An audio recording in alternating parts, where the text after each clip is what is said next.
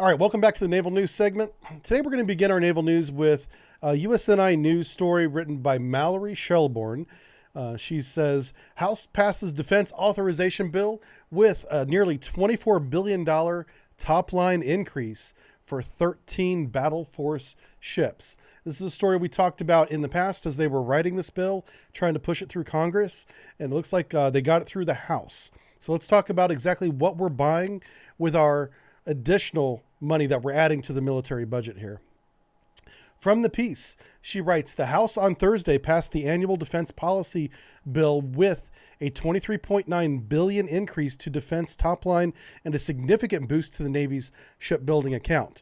In a 316 to 113 vote Thursday evening, the lower chamber passed the fiscal year 2022 National Defense Authorization Act, authorizing a total of $768 billion in defense spending. That's for 1 year, ladies and gentlemen. An incredible amount of money for fiscal year 2022 is $768 billion. Wow. Despite Democrats' efforts to cut the defense spending, including an attempt to reverse the nearly $24 billion increase, the House Armed Service approved earlier this month. The House passed the bill with that authorized the funding boost. Okay, a quote from the piece says, the additional funding we secured meets the criteria outlined by the National Defense Strategy, continues to progress as we have made an improving military readiness that helps the United States remain the world's leading power, says Representative Rob Whitman, Republican, Virginia. His district, Representative Whitman's district, is between Washington, D.C. and Norfolk. That shoreline right there. So a lot of this money is going into his district. So I'm not surprised that he's making comments like this. A member of the Arms House Services Committee and ranked member of the HASC Sea Power and Projection Forces Subcommittee, that's new to me, I know we had one of those, said in a statement, through this strength, the United States will be able to project force and deter conflict as we work to secure peace through the world and check China's maligned influence. Interesting word he used there, malign influence. Okay, the bill authorizes a total of 13 Battle Force ships. So this is the ships we're going to begin constructing next year. And keep in mind, it takes multiple years to build these ships. This is just funding year one of this construction. 2 Virginia-class attack boats, 3 Arleigh Burke-class destroyers, 1 Constellation-class frigate. That's the brand new one they're going to be building up here in Michigan. 1 American-class amphibious assault ship. Presumably that's to replace the one that burnt down, maybe. 2 expeditionary fast transport vessels, 2 John Lewis-class oilers, a Navajo-class towing and salvage rescue ship, and 1 Tagus oceanic survey vessel. So that's going to be flagged with the U.S. Navy. That's why it's on that list there. It says, thanks to the hard work of the Democrats, the bills include provisions that will continue to build more diverse, inclusive fighting force and equips Department of Defense with the tools necessary to combat extremism in the ranks. That is interesting. I don't know what they mean by extremism in the ranks. I wish they were more specific with that, says Representative Smith, Democrat from Washington, said in a statement, the fiscal year NDAA also focuses on deepening and broadening our partnerships and alliances around the world with a particular eye towards the Indo-Pacific region vis-a-vis the Pacific Deterrence Initiative. The bill also features language that will keep the Navy's Board of Inspection and Survey, or Inserve, reports going in perpetuity, so like forever. The longstanding reports which evaluate the health of the Navy ships were set to end this calendar year if Congress did not act. So the Inserve is a very important inspection that the Navy does. I imagine there's something like this for the Army and the Air Force, but for the Navy, since 1882, demanded and required by Admiral Farragut way back then, said, hey, we're going to have an annual inspection of ships, multiple ships in the Navy for their material status. So we're going to have an independent inspection team go on board these ships and operate everything from the mixer in the galley to the fire control system and everything in between, forward and aft. Everything is going to be operated and just see what works and what doesn't. It's a big, big inspection that they do on ships multiple times multiple ships every year. Okay. And I didn't realize that it was going to be ending this year. I don't know why there was an expiration date, but them being Congress saying that this will now go in perpetuity means it will never expire again. If Congress does nothing, these Inserve inspections will happen forever, as I think that they should. Because what we don't want is to be spending $768 billion a year, in part to build ships and many other things, of course, and be building things that we don't check up on and see if they actually work well. Other nations may do that, and that's fine. But I'm glad that we have a federal law requiring that the Navy gets independently, like by a third party, inspected to make sure everything works as it should. That way we can't hide anything from ourselves, because there's a human nature to do that, especially at the deck plate level where I was working, that if something doesn't work right, let's try and get it fixed as soon as we can, and maybe not make a big deal about it, right? Essentially hiding it, even though that's not the goal. We want to get it fixed, of course. We just don't want to do the admin and have to tell the XO and the WEPs and the captain that, hey, our 3-inch launcher doesn't work right now. Sorry about that. Now, that's kind of an extreme example, but there's a tendency to downplay things that don't work properly, knowing that you intend on fixing them. And that's usually when things usually go wrong. It either catches on fire or it begins flooding, and then the people afterwards ask you, why didn't you tell us this thing didn't work? Whenever we tried to use it, you know, bad things happen. So the Inserve is the Navy's inspection. It's an independent inspection of all the ships eventually. They don't do all the ships every year, but they do a good majority. It's 20%, maybe 30% of the ships every year. So being on an Inserve team is a big thing. There's a few photos here in this piece, again, from USNI News. This is a few months old, showing you what an Inserve coordinator looks like. This is Cleat here, one of many, because they have multiple Inserve teams. And these teams are, you know, civilians and Navy personnel that go on board ships, and they hand the captain and XO a schedule, and they'll be like, here's our 5-day schedule. We're doing these systems day 1, these systems day 2.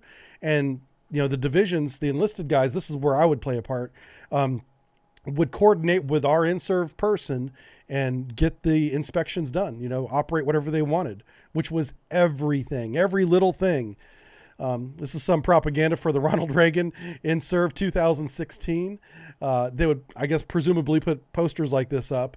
It says, be prepared, own it, you know, encouraging the enlisted people to take care of their ship as if it's their own, not the nation's, you know. So this is what it's like being in the Navy. You're not just standing watch, qualifying things, maintaining systems, fixing things, running drills.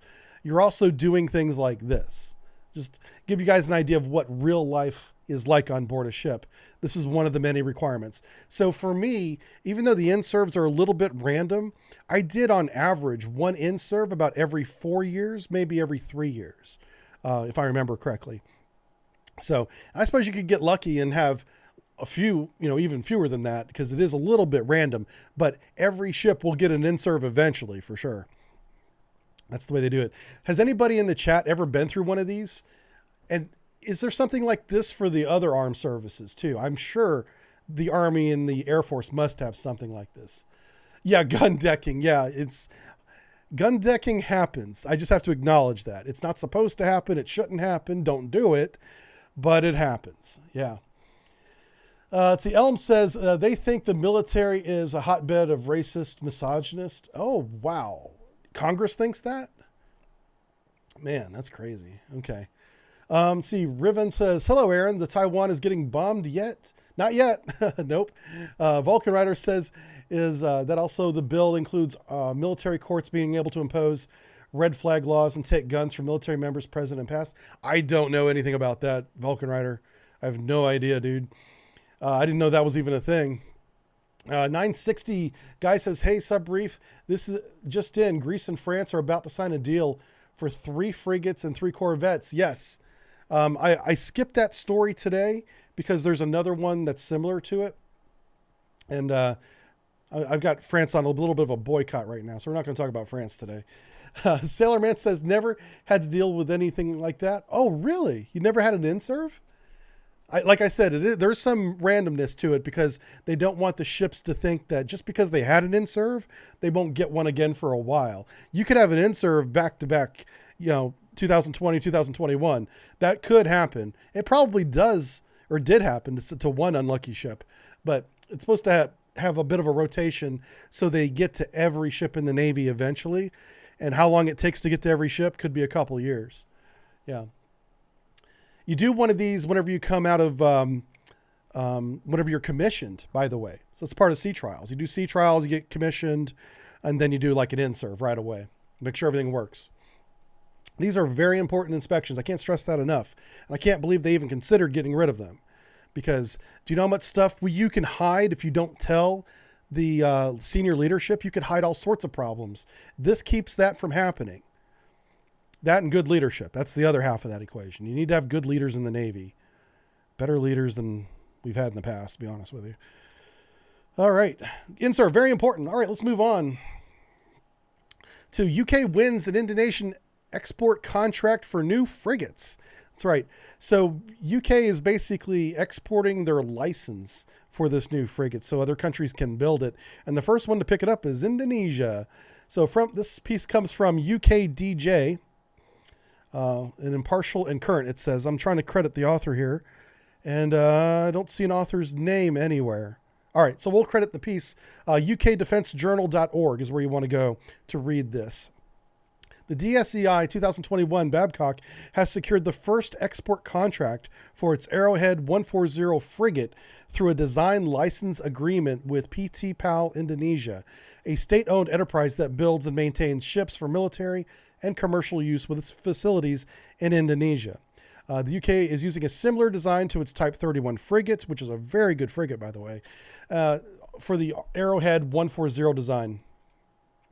So here's a CAD drawing of it. I can't rotate it for you, unfortunately, but these doors here open up and there's small boats in here where they can get out and do their thing. And there you can see a little bit of looks like a VLS. That would be interesting. How do they have a VLS here and a hangar right below it? Because the VLS would go down into the hangar.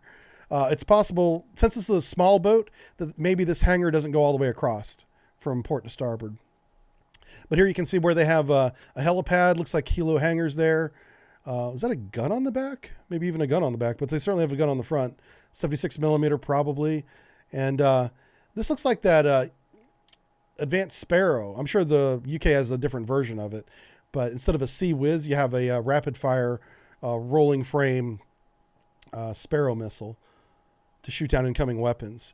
All right, let's go back to the piece and read what they say. Babcock says in the news release that the breakthrough deal comes after 2 years since Babcock's AH-140 design was first announced as a preferred bidder of the UK Type 31 frigate program in DSEI 2019. That's like a defense industry convention, guys. If you're confused whenever I say DSEI, that's where these, countries and builders, constructors come together and show off their new things. And that's where deals like this originate, is from these conventions. Like I said, we're going to go to one. There's one of these they have in Washington, D.C. every year. And I'm going to take time out of my day to make sure we go to one. I'll document it. And so you guys can see firsthand what it's like. A bunch of bigwigs, basically. Okay, the design license will enable PAL to build 2 Arrowhead 140 frigates in Indonesia with bespoke design modifications for the Indonesian Navy. So they're going to make minor tweaks to it so it fits their mission requirements. That makes sense. The agreement is signed at the Defense and Security Equipment International, the DSEI, 2021 event in London on board HMS Argyle by David Lockwood, CEO of Babcock, and Mr. Dijnod, CEO of PAL, and was witnessed by the Defense Minister of Indonesia and a number of other dignitaries, including Defense Secretary of UK. Really cool stuff. So looks like Indonesia is going to get one of these. I think I brought up a map. For those of you geographically challenged, this is where Indonesia is. It's this group of islands and land masses north of Australia, south of the Philippines. And obviously, with an archipelago like this, having a strong maritime force is very important if for just fishing enforcement and illicit traffic enforcement, not necessarily war fighting, even though that's going to be part of the role. They have a lot of other duties in peacetime that are also very important. things that we in the United States would consider Coast Guard duties will be performed by ships like this. Anyway, so that's where they're at. And that's what the ship looks like. Again, it's an artist rendering of it. What do you guys think of this deal? Is it a 57 millimeter gun? Someone's saying. I don't know the caliber of this gun. Yeah, if somebody wants to look at the wiki, I'd be okay with that. John says, imagine each of his eyes are the camera and the old Android phone of 2009. What? Okay, I don't know what you're talking about. Okay, Kemp says, they're also allying themselves with us against China. Oh, Indonesia, for sure. Indonesia has chosen wisely because they'll have a lot more trade, though there's a lot of benefits to allying with the United States, especially right now when we're essentially having a fire sale on strategic defense agreements. We're like, we'll take anybody at this point. You want to come on board the United States? And we're spending more on defense in terms of dollar bills than any other nation. And that's not changed in a long time. So I know a lot of people laud the capability of China, and they're not wrong. The United States is on another level, dude. I mean, we are 4 or 5 times China's spending on defense. Yeah.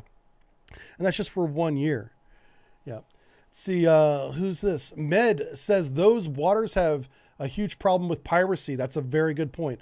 Piracy is really increased over the past 8 or even 10 years, especially around the Horn of Africa and through the Malacca Strait, which is this bit right here. This is a major strategic strait that joins the Indian Ocean with the South China Sea and eventually the Pacific. A lot of traffic goes through this Malacca Strait.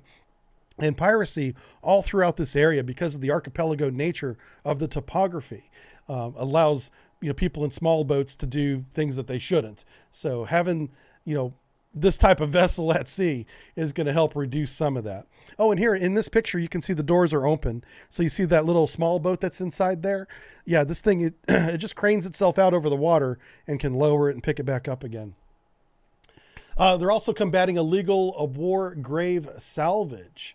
Is that a business, really? Yeah, because there's a lot of, obviously, from World War II especially, ships sunk in relatively shallow water that are great dive spots, by the way, in that region of the world. But I imagine there's a lot of souvenir collecting or, as you call it, illegal grave robbing. China often sees Indonesia water. China will fish anywhere in the world. We see illegal Chinese fishermen off the coast of South America on the Atlantic side, on the Argentinian side. It's crazy how big the Chinese fishing fleet is. It's immense, and they're not afraid to go anywhere in the world and fish wherever they want. And this will help combat some of that as well. A World War II ship still goes for quite a buck. Really? Do you think it's still salvageable after being submerged for decades? Maybe it is. I don't know. Okay, let's move on.